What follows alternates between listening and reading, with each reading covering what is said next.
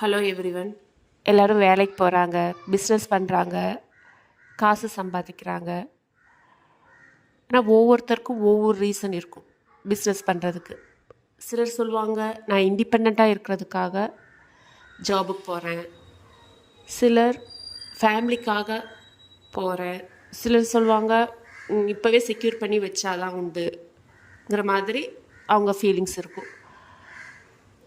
So ஒவ்வொருத்தருக்கும் ஒவ்வொரு reason இருக்கும். அதே மாதிரி நம்ம ஹோமியோ மெடிசன்லேயும் ஒவ்வொரு மெடிசனோட பிஸ்னஸ்க்கான ரீசன் ஒவ்வொன்றா இருக்குது.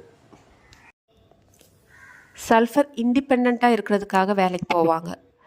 அவங்க கை மேலே கொடுக்குற மாதிரி தான் இருக்கணும், கீழே வாங்குற மாதிரி இருக்கக்கூடாதுங்கிறதுல தெளிவாக இருப்பாங்க. நெக்ஸ்ட்டு நக்ஸோமிக்கானாலே பெர்ஃபெக்ஷனிஸ்ட். அவங்க ஜாபில் பெர்ஃபெக்டாக இருக்கணுங்கிறது மட்டும்தான் அவங்களோட கன்சர்னாக இருக்கும். அதில் எந்த குறையும் வரக்கூடாது, எந்த ஃபால்ட்டும் இருக்கக்கூடாதுங்கிறதுல அவங்க உறுதியாக இருப்பாங்க. பணம் அவங்களுக்கு செகண்டரி தான். அடுத்தது கால்கேரியா கார்புக்கு இன்செக்யூரிட்டி ஃபீலிங் அதிகமாக இருக்கும். அதனால் அவங்க பணம் சேவ் பண்ணுறதுல தான் அவங்களோட குறிக்கோள் இருக்கும். எவ்வளோக்கு எவ்வளோ சேவ் பண்ணி வைக்க முடியுமோ அவ்வளோக்கு அவ்வளோ சேவ் பண்ணி வைப்பாங்க. ஏன்னா அவங்களுக்கு சப்போர்ட் தேவை. அடுத்தது செப்பியானாலே டொமஸ்டிக் அஃபேர்ஸில் தான் அவங்களோட மெயின் ஃபோக்கஸ் இருக்கும். அதாவது சாப்பாடு செய்கிறது, பசங்களை பார்த்துக்கிறது, இதில் எந்த குறையும் வரக்கூடாது. அதனாலேயே அவங்க வேலைக்கு போவாங்க.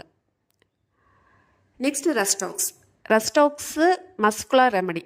அதாவது ஓடிட்டே இருப்பாங்க, வேலைக்காக ஓடிட்டே இருப்பாங்க. ஒரு நாள் உடம்பு சரியில்லாமல் உட்காந்தாலே எங்கே என் வேலை போயிடுமோ, எங்கே என் பிஸ்னஸ் லாஸ் ஆகிடுமோங்கிற தோட்டம் அவங்களுக்கு வரும். அவங்க ஃபேமிலிக்காக, அவங்க பசங்களுக்காக அவங்க வேலை செஞ்சுட்டே இருப்பாங்க. ஸோ ஒவ்வொரு ஹோமியோபதிக் மெடிசன் பர்சனாலிட்டியோட கன்சர்னும் வேறு வேறையாக இருக்குது. தேங்க்யூ.